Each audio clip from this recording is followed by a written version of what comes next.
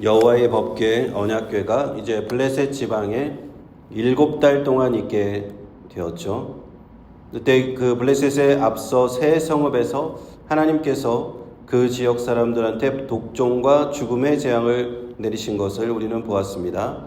아스돗, 가드, 에그론 이 세 지역에 재앙이 내렸어요.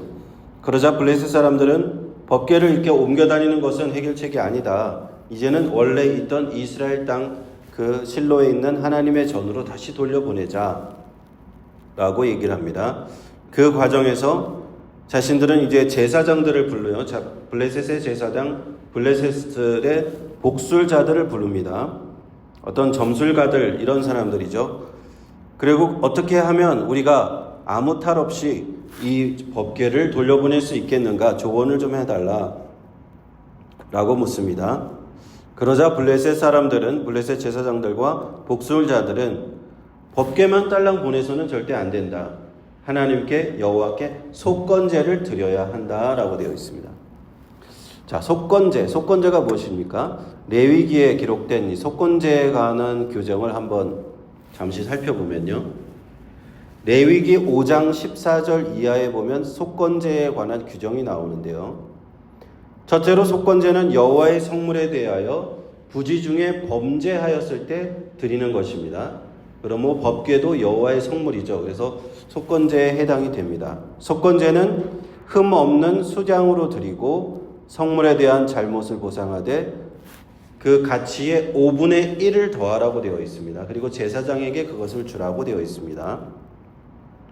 셋째는 제사장에게 그 속건제의 수량으로 그를 위하여 속죄하게 할 때 죄사함을 받는다. 이런 규례가 있습니다.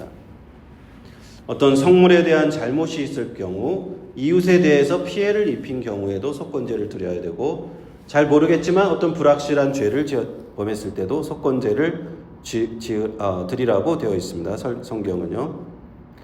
또한 우리가 여기서 속건제의 규정에 대해서 주목해 볼 만한 것이, 이웃에게 잘못한 어떤 손해를 끼쳤을 때 그 손해를 끼친 대상에게 손해배상을 하는 그런 규정이 있는 거예요. 그래서 손해배상을 한 금액의 5분의 1, 한 20%를 더하여서 보상을 해야 된다라는 규제가 있는 것이죠. 만약에 $1,000의 손해를 끼쳤다면 $1,200로 배상을 하라는 것입니다. 하나님께도 속죄를 하지만 이웃에게도 피해를 준 그 사람에게도 속죄하는 그런 의미가 있다는 것이죠. 그래서 속건제가 그런 의미가 있습니다. 제가 예전에 그 한국에서 그 강원도 태백에 가면 예수원이라고 하는 곳이 있었는데 거기서 그런 얘기를 들은 적이 있어요. 자기들이 무슨 일을 하다가 이웃에게 손해를 끼친 적이 있었다고 합니다. 그래서 그 이웃에게 이 레위기 속건제의 규례대로 20%를 더해서 배상을 해주었다. 그런 얘기를 들은 적이 있습니다. 참 그래서 그 율법의 규정대로, 레위기의 규정대로 자신의 생활을 그렇게 적용하는구나라는 것을 제가 좀 신선하게 들었던 그런 기억이 납니다. 다시 이제 사무엘상 이야기로 다시 돌아와서 보면 이 블레셋의 제사장들과 복술자들도 나름대로 이 율법 규정을 알고 있었던 것 같아요. 그래서 법궤를 다시 이스라엘로 돌려보내되 절대 그냥 법궤만 그냥 보내서는 안 된다. 속건제를 드려야 된다. 그런데 그들이 말한 속건제 제물이 특이해요. 레위기에는 흠없는 수량으로 드리라고 했는데 그것이 아니라 금 독종 5개, 금쥐 5마리를 생각해냈어요.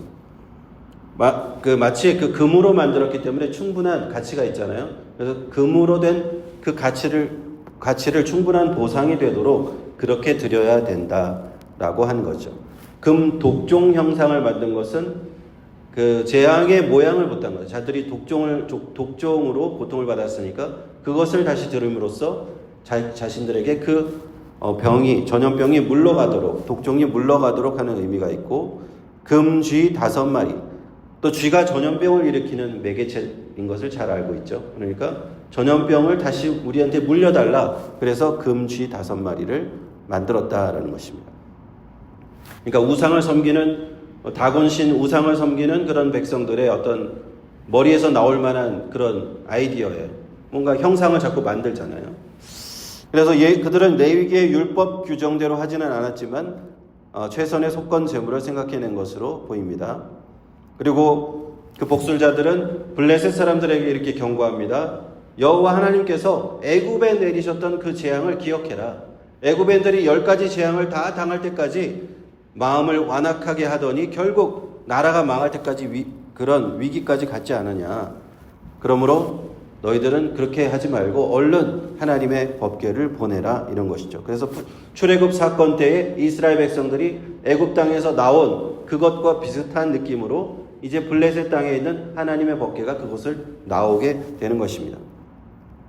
그리고는요, 그들은 또 한 가지 조건을 만드는데, 새 수레를 하나 만들고 아직 멍에를 메어보지 아니한 젖나는 소 2마리를 끌게 하고 속건 제물을 거기다 놓고 벳세메스로 올려보내라. 그 벳세메스는 블레셋과 이스라엘의 경계에 있는 그 경계 지역에 있는 이스라엘 성입니다. 성읍입니다. 그러면서 하는 말이, 이 올려버리는 이 행위에 점술적인 요인을 집어넣어요. 과연 이 복술가들이 하는 것답습니다. 만일 수레가 벳세메스로 바로 곧장 올라가면 이 모든 일이 이스라엘 하나님이 하신 것이고, 곧장 올라가지 아니하면 우연이 된 것이다. 이렇게 어떤 조건을 답니다. 근데 이 조건을 가만히 들여다보면요, 굉장히 좀 어려운 조건이에요. 어려운 그 조건을 만들었어요. 마치 이제 엘리야가 갈멜산에서 그 바알 선지자들과 아세라 선지자들과 싸울 때 불이 하늘에서 먼저 떨어지는 신이 진짜 참신이다, 이렇게 해서 싸움을 하잖아요. 그때 엘리야는 제단에다가 넘치도록 물을 붓습니다. 그 조건이 뭐예요? 불이 붙기 힘든 조건을 만드는 거예요. 그런데도 엘리야가 하나님한테 기도할 때 하나님께서 불이 내려서 다 태우게 하시죠. 마치 그것도 비슷합니다. 수레를 끌어야 되는데 젖을 내는 소들을 보고 소를 끄게 하고 송아지에게 젖을 먹이잖아요. 근데 송아지는 다시 집으로 돌려보내요. 그러므로 어미 소들은 본능적으로 송아지를 찾아서 가게 되어 있어요. 그러면 벳세메스가 아니라 다시 뒤로 가게 되어 있습니다. 또 한 가지는 멍에를 메어본 적이 없는 소들이에요. 한 번도 수레를 끌어본 적이 없다는 거예요. 그러니까 수레를 끌고 가본 적도 없는 처음 가는 벳세메스로 똑바로 가야 되는 거예요. 굉장히 어려운 2가지 조건을 해놓고 이것이 그대로 되면 하나님이 하신 것이다 라고 얘기했던 것이죠. 10절을 한번 보겠습니다. 10절을 보시면, 그 사람들이 그같이 하여 젖나는 소 2를 끌어다가 수레를 메우고 송아지들은 집에 가두고 여호와의 궤와 및 금지와 그들의 독종의 형상을 담은 상자를 수레 위에 실으니, 12절에 암소가 벳세메스 길로 바로 행하여 대로로 가며 갈 때에 울고 좌우로 치우치지 아니하였다. 그리고 블레셋 방백들은 경계선까지 따라갔다. 어떠한 일이 일어났습니까? 그 어미소들은 자신의 본능 때문에 울부짖으면서도 벳세메스로 그냥 똑바로 올라가는 거예요. 새끼들은 뒤에 있는데 벳세메스로 도장 올라갔다라는 것입니다. 하나님께서 역사하신 줄 믿습니다. 불가능한 일이 가능해진 거예요. 하나님께서 일하시는 그들이 똑똑히 본 그런 사건입니다. 놀라운 일이 일어난 것입니다. 블레셋 사람들 너무나 크게 놀랐겠죠. 역시 그들에게 재앙을 내리신 분은 우연이 된 것이 아니라 바로 이스라엘의 하나님 여호와이셨다라는 것입니다. 그 장면을 이제 벳세메스에서 밀밭에서 추수를 하고 있던 이스라엘 사람들이 그 장면을 보게 됩니다. 하나님의 언약궤 법궤가 저 멀리서 블레셋 땅에서 이렇게 올라오고 있는 그 장면을 보고는 기뻐서 환호성을 지릅니다. 드디어 이들 7달 동안 빼앗겼던 이 법궤가, 하나님의 법궤가 돌아오고 있는 거예요. 이스라엘 땅으로 돌아오는 곳입니다. 이가봇이라고 외쳤던, 영광이 이스라엘을 떠났다라고 외쳤던 그 비느하스 아내의 최후에서 보았듯이 하나님의 영광을 빼앗겼는데 하나님의 이스라엘 언약궤가 다시 돌아오는 그 장면을 보고 그들은 큰 기쁨의 외침을 외쳤다라는 것입니다. 그리고 그 법궤는 여호수아의 밭에 섰고 그 밭에는 큰 번제를 드리기에 적합한 모양의 돌이 있었는데요. 그곳에서 이스라엘 백성들은 그 그 수레의 나무를 패고 그 수레를 끌고 온 소들을 제물로 해서 하나님께 기쁨의 번제와 여러 가지 희생 제사를 드렸다라는 내용입니다. 이어서 19절을 한번 보겠습니다. 19절. 베스메스 사람들이 여호와의 궤를 들여다본 고로 그들을 치사 50,070인을 죽이신지라 여호와께서 백성을 쳐서 크게 사륙하셨으므로 백성이 애곡하였더라.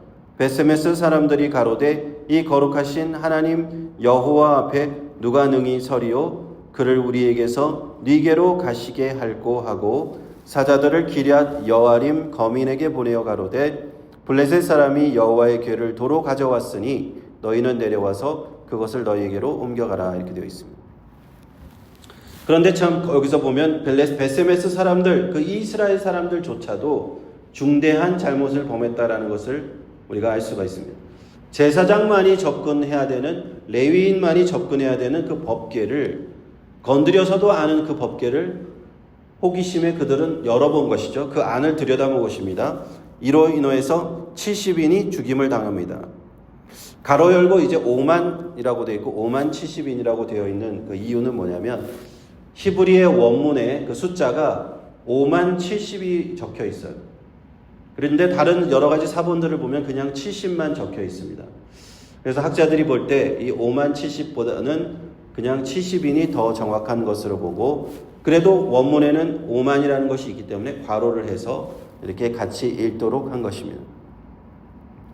이 일을 계기로 해서 이 언약궤는 기럇 여아림 그곳으로 옮겨지고 아비나답의 집에 들여놓게 되었고요. 그 아들 엘리아사를 구별해서 제사장 역할을 수행하고 법궤를 지키게 합니다. 7장 2절에 보면 궤가 기럇 여아림에 들어간 날부터 20년 동안을 오래 있은지라. 이제 거기서 원래 실로에 있던 법궤가 블레셋에 뺏겼다가 7달 만에 다시 돌아왔는데 이제는 20년 동안 실로로 가지 아니하고 기럇 여아림에 있는 그 아비나답의 집에 20년 동안 있었다. 그리고 이스라엘 온 족속이 그것으로 인하여 기뻐하며 여호와를 사모했다라는 것입니다. 이스라엘은 다시금 하나님의 영광을 되찾았는 거예요. 하나님을 그를 얼마나 사모했겠습니까? 하나님께서 우리에게 다시 돌아왔다. 하나님께서 하나님의 언약궤 법궤가 우리에게 다시 돌아왔다. 그들은 기쁨으로 그 20년을 보냈던 것이죠. 이처럼 우리가 예수 믿고 하나님의 자녀가 된 우리들은 하나님이 우리에게 다시 돌아오셨다는 이 본문의 말씀처럼 하나님이 우리와 함께 하심에 감사와 기쁨을 느끼는 줄로 믿습니다. 하나님의 영광이 나의 삶에서 떠날 때 우리는 슬픔을 느끼는 것이죠. 우리는 삶의 희망을 잃어버리는 것입니다. 우리가 이 땅에서 살 때 중요한 것은 하나님이 나와 함께 하신다 하는 그것입니다. 마치 베스메스 사람들이 법궤가 올라올 때 기뻐하며 환호성을 지르듯이 하나님이 내 삶에 함께 하실 때 우리는 기쁨이 충만해지는 줄로 믿습니다. 왜 그럽니까? 왜 그렇습니까? 하나님이 바로 우리의 삶에 너무나 좋으신 분, 좋으신 아버지시기 때문이에요. 하나님같이 우리를 도우시는 분이 없기 때문이에요. 우리가 하나님을 떠나지 않고 그 안에 살 때만이 우리는 기쁨과 충만함을 느낄 수가 있습니다.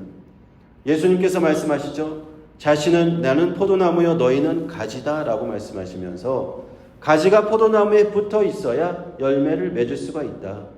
그러므로 너희는 내 안에 거하라 나도 너희 안에 거하리라 주님은 약속하셨습니다. 우리가 주님을 떠나서는 열매 맺는 삶을 살 수가 없습니다. 기쁨의 열매를 맺을 수가 없어요. 오늘 우리 말씀을 통해서 이가봇 영광이 이스라엘을 떠난 이 사건을 통해서 우리는 영적인 교훈을 받는 겁니다. 하나님을 떠난 삶을 살면 안 된다. 그러면 하나님의 영광도 내 삶에서 떠나버린다. 그러므로 우리 삶에 하나님의 영광이 늘 함께 할 수 있도록 나는 하나님께 붙어 있어야 되고 우리 주님 앞에 이렇게 붙어서 포도나무에 붙은 가지처럼 열매 맺는 가지가 되어야 될 줄로 믿습니다. 우리 기도하도록 하겠습니다.